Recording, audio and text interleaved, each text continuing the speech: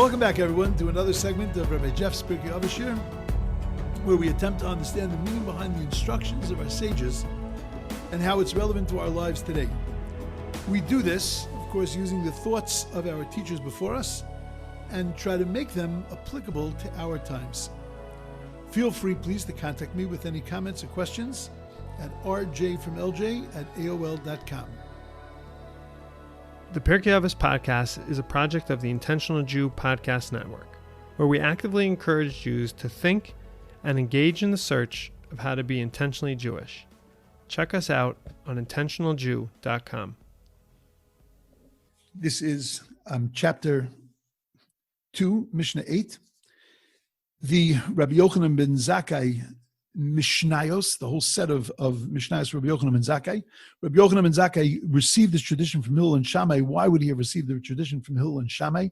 Why do we say that it's both Hillel and Shammai, not just he received the tradition from them?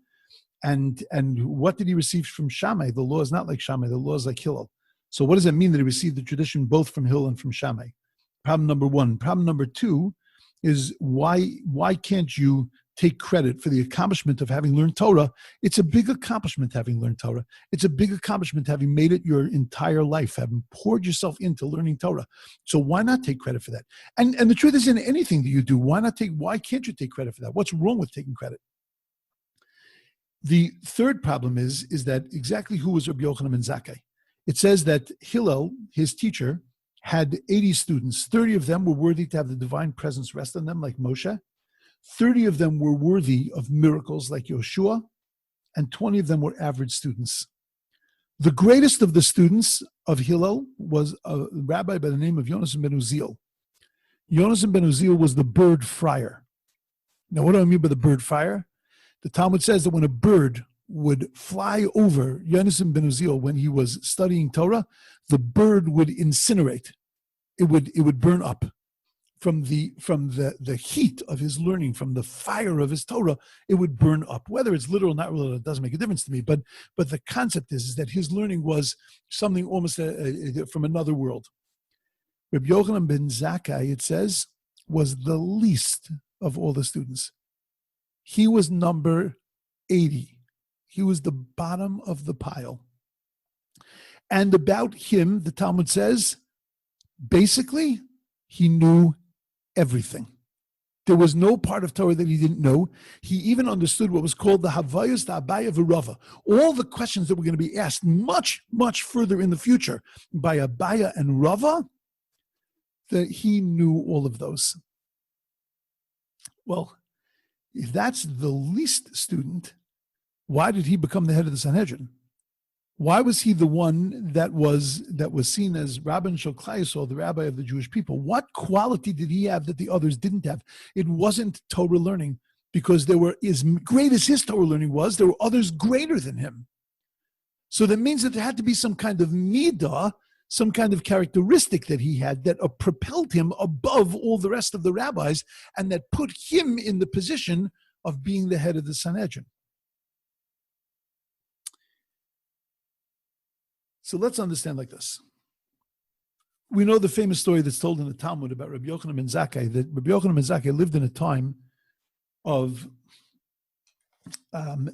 great anxiety in Jerusalem. Jerusalem was under siege, and the Romans had basically said that if the Jews were to give in and to allow the Romans to basically rule them, so then they could keep their temple and they could, and everything could be fine. They don't rebel against the Romans, so then they can keep their life as they know it. Because of the siege in Yerushalayim, there was a famine that was beginning in Jerusalem. There were 3 great benefactors in Jerusalem that donated storehouses to the city of Jerusalem. They donated storehouses of wood, storehouses of flour, storehouses of oil, that Jerusalem could have withstood a siege against it for over 20 years. They could have beat the Romans in just simply a waiting game. The Romans never would have been patient to wait all that time. Rabbi Yochanan Ben Zakkai felt that the appropriate path for the Jews was to give in to the Romans It didn't matter if the Romans ran Jerusalem, as long as they were able to continue with their Jewish life unhindered and unimpinged. They wanted to continue their life. There were Bar Yonim, who were called the Zealots, who were led by a nephew of Rabbi Yochanan Ben Zakkai, who felt that the Romans needed to be pushed out of the land of Israel and that they needed to fight against them. They were concerned if there were storehouses that the Jewish people had, so then they would never fight against the Romans, and therefore the Romans would never leave Israel. They burnt down the storehouses. There was a civil war raging inside of Jerusalem. Most people are not aware of this. There was a civil war raging inside of Jerusalem while the Romans were on the outside laying siege. There was a civil war inside as to what the position was that they should take against the Romans. And now the hand was forced because there was no way to withstand the Romans, because there was now no food left in Jerusalem. Jerusalem, the food supply was completely destroyed. Rabbi Yochanan Ben Zakkai calls his nephew in and he says to him, "How long are you going to be murdering Jews like this?" He said, "Look, it's not me, but my people are out of control. There's nothing I can do with them. They're zealots. There's nothing I can do." So they came up with a plan, though, that Rabbi Yochanan Ben Zakkai would get out to speak to Vespasian. And the way they designed the plan was that Rabbi Yochanan Ben Zakkai was going to feign his death. His two students were going to place rotten meat underneath his bed. It would smell like a decomposing body. The word would go around Jerusalem that Rabbi Yochanan Ben Zakkai had died, and then they would take him out of Jerusalem in order to bury him. But it was like, an opposite Trojan horse. And they would take him out, and then he would go and speak to Vespasian. A very dramatic story ensues, which the Talmud tells of how he was able to get out of Jerusalem, how the Jewish guards and the Roman guards all wanted to prod him with spears and swords in order to see whether he was in fact dead. They were able to get around that. They got him out. It makes a great spy movie. They got him out of Jerusalem. He goes to Vespasian and he says to Vespasian, "Peace be unto you, O King of Jerusalem, O King of the Romans." Vespasian looks at him and he says, "Slow down, Jack. What's with the king of the Romans thing? All I am right now is a governor." He says, "I'm not the king. So first of all, if I'm the king, what took you so long to get to me? And second of all, I'm not the king. I'm just a governor. I'm just a general." At that very moment, in the middle of that conversation, the Roman legions come, and a messenger from Rome gets off his horse and tells Vespasian that the Emperor Nero has died. You have been appointed as king of Rome. And Vespasian was freaked out. How would Rabbi Yochanan Ben Zakkai, how would he have known that? He looked at Rabbi Yochanan Ben Zakkai and he said to him that he grants him 3 wishes. Now, it sounds like some out of Arabian Nights, right? Rub the genie's thing, and then you get 3 wishes. But that's maybe where it all originated from. He offered him 3 wishes. Rabbi Yochanan Ben Zakkai says the following 3 things. I need a doctor for Reb Tzadok. Reb Tzadok was an incredible sage and leader of the community who had been fasting for 40 years straight. Now, granted, he ate at night, but daytime he fasted for 40 years straight. He was emaciated to the extent that if he swallowed a date, you could see it go down his body. He was in terrible condition. Reb Tzadok's strength and power of prayer was needed for the Jewish people. That was request number 1. Request number 2 was the Shulshalta. He wanted the family lineage to be preserved of King David. So he wanted Rabban Gamliel and his family lineage to be preserved because they came from King David. And when the Jewish people were going to be put back together, they were going to need a king from the family of David. And therefore he wanted to preserve that lineage. And the third thing he asked for was Yavna v'chachameha, the city of Yavna and its wise people. Now, if 9 o'clock in the morning is not too early for you, then you're listening to the story and saying to yourself, Those were the three things he asked for? Rabbi, what about Jerusalem? Why didn't you ask for the Beis HaMikdash? Why didn't you ask the Romans, please don't destroy the temple? The Talmud asked that question. The Talmud says, because tafasta meruba lo tafasta. If you ask for too much, you'll get nothing. And Rabbi Yochanan Ben Zakkai understood that if he asked that from the Romans, then he would have walked away with absolutely nothing. And therefore, Rabbi Yochanan Ben Zakkai asked for those three things. His entire life, he was unsure as to whether or not he in fact asked for the right things. His entire life, he questioned himself that maybe he left something out. So listen to this. The Talmud says,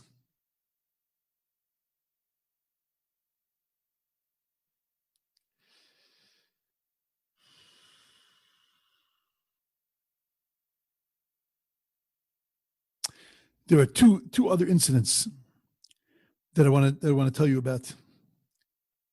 So the one is that, as I said, his entire life he wasn't sure whether he did the right thing.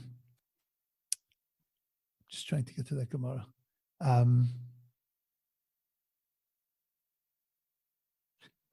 So the Gemara says that when he was sick, Rabbi Yochanan Ben Zakkai, so his students came into him to visit him. And when he saw them, he began to cry. So his students said to him, O Ner Yisrael, they said, Light of Israel.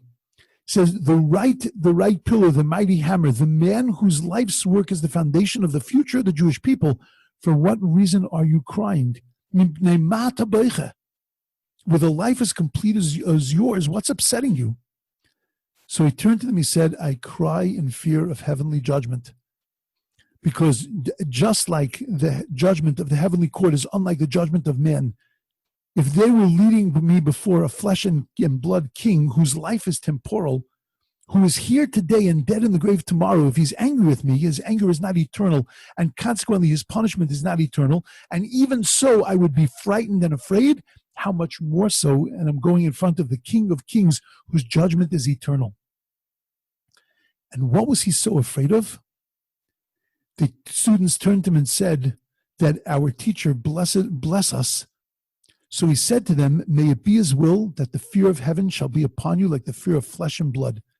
His students were puzzled and said to that point and not beyond. In other words, that we should be as afraid of people, we should be afraid of God as we are of people. Shouldn't there be something bigger than that? And he turns to them and he says to them that when you commit a transgression, what do you say to yourself? I hope that nobody will see me. If you're so concerned about avoiding shame before other people, if you would be that concerned about avoiding shame before God, so then that would be good and you would never sin. So the Gemara says that at the time of his death, immediately before, and he said to them, remove the vessels from the house and take them outside due to the ritual impurity that will be imparted by my corpse, and prepare a chair for Chizkiyahu, the king of Judea, who is coming from the upper world to accompany me. Now that's very complicated. Why would he have seen a vision of King Chizkiyahu coming to greet him when he dies? So our rabbis explain because his entire life he wasn't sure as to whether or not he did the right thing. Did he make the right decision? But let's analyze for a second. What did he ask for? He asked for Rabbi Tzadok. He asked for the family of Rabban Gamliel, and he asked for the city of Yavna and its sages to be saved. What's the uniting thread between the three things that he asked for? The uniting thread was Torah. The uniting thread was to be able to preserve Torah in the Jewish people. Rabbi Tzadok represented Torah in its purest core. The Shulshalta, the Rabban Gamliel, that represented Torah and kingdom and malchus.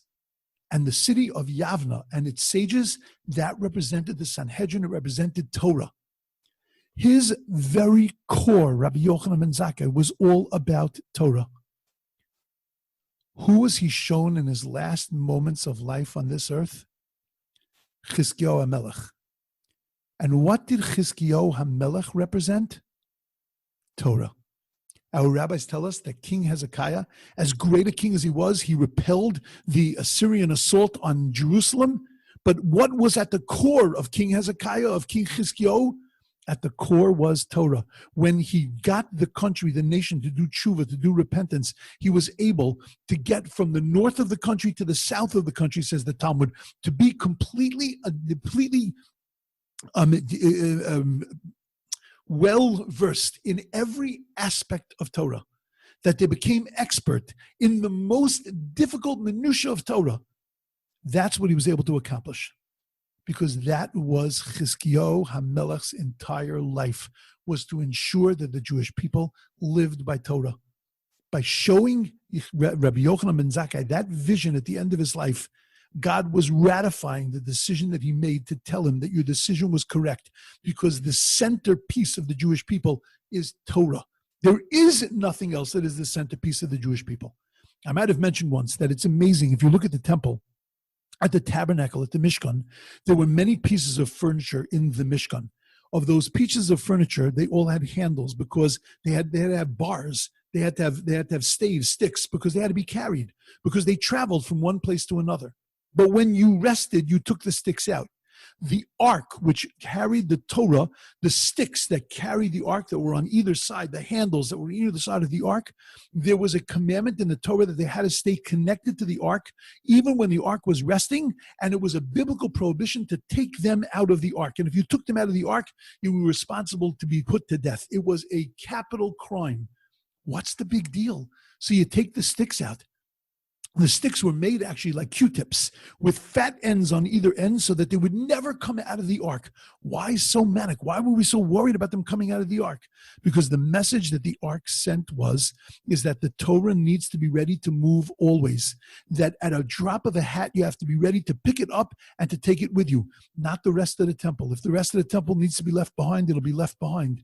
But the Torah goes with us into any exile that we go to. Wherever we are spread over the world, the Torah has to be with us, because the center of our lives, that is the Torah.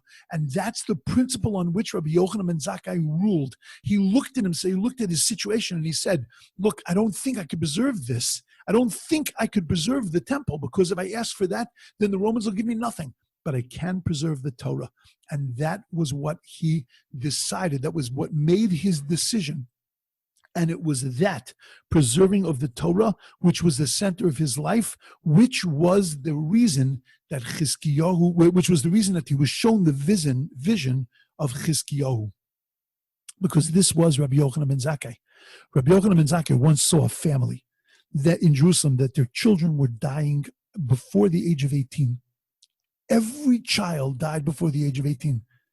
He figured out that they were from the family of Eli, from the high priest Eli in the time of the judges, in the time of the birth of Samuel the prophet, and the high priest Eli was cursed, and his children from that family, the children died young. And he gave a piece of advice to the family, and he said to them, let them study Torah, because if they study Torah, then they won't die. It's such a frum thing. It's like, what's the medicine for everything? Study Torah, you'll be okay. Take 2 tablets, call me in the morning, right? Take 2 tablets, study the Torah, call me in the morning, it'll all be good. What really? Like, that's the answer for everything? Yes, that's the answer for everything. According to Rabbi Yochanan Ben Zakkai, he taught us that is the answer. The answer is, involve yourself in Torah.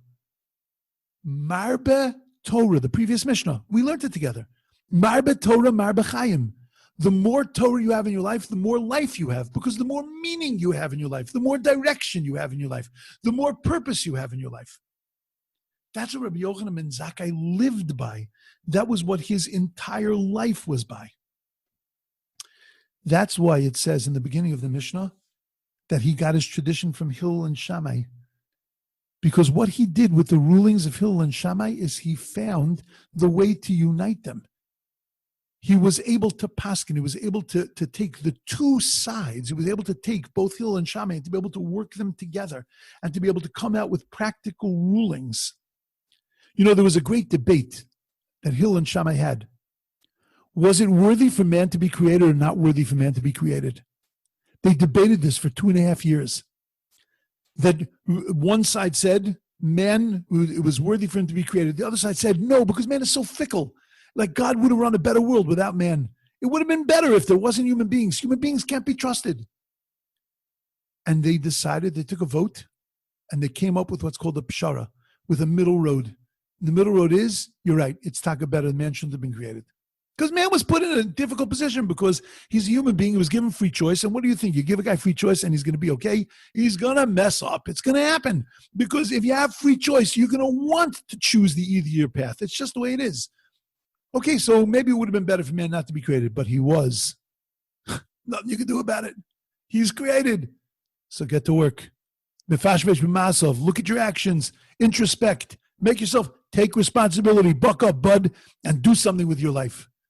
That's the pshara. He was able to, Rabbi Yochanan Ben Zakkai was able to look at it and look, the honesty is, maybe we shouldn't be here, but we are here. You can philosophize, you can intellectualize, you can do whatever you want with this thing. You can wax philosophical, but at the end of the day, we're here and we're here to stay. So make the best of it. Get to work. Do something with yourself and make yourself meaningful. Make your life worthy of existence. Beautiful. For him, it was all about recognizing that Torah was the center core of the Jewish people. And that's what Rabbi Yochanan Ben Zakkai lived by. Im lamadata Torah harbe, if you have studied a lot of Torah, al tachzik tova la'atzmacha, don't break your arm patting yourself on the back, because lekach neitzarta, you were created for that reason, to excel in Torah, to excel in life. Marbe Torah, marbe chayim. You were put here to have life. Well, the more Torah you have, the more life you have. So then, therefore, all you're doing is just living your life. You're getting on with the life. Whether you should have been here, not should have been here, not my concern. My concern is once you're here, make the best of it. And if you don't make the best of it, so then you've fallen short. And if you've made the best of it, you're doing what you were created to do. A person a lot of times looks at themselves and says, wow, look what I've accomplished. Yes, you've accomplished a lot, but what do you think you're here for? A person doesn't walk around, an average person with lung problems maybe, but an average person doesn't walk around and say, wow, I just took another breath. Check that out, man. Look at the kind of breather I am. But we don't do that. Right, look at the way I walk. One foot in front of the other. Isn't that amazing? No, it's not amazing. You were given legs to walk. Hey, I'm able to hold a cup. Shkayach, unless there was some challenge to your being able to hold the cup, you should be able to hold the cup. You didn't do anything. You didn't accomplish anything. You're doing what you're using, the kalim you were given, the vessels you were given to make a life for yourself. And that's exactly the way Rabbi Yochanan Ben Zakkai looked at Torah. That's the background that's necessary to understand his approach to his students. First of all, we need to understand, and we'll do this tomorrow, we need to understand why in the world does it list his 5 students and then tell us what each one of them was. You want to create a battle amongst your students, then talk about them, that, this is my favorite student because he was able to do this. And this is my favorite student because he was able to do this. No parent would ever do that. Why would Rabbi Yochanan Ben Zakkai do that? What was he missing? Or what was he teaching us?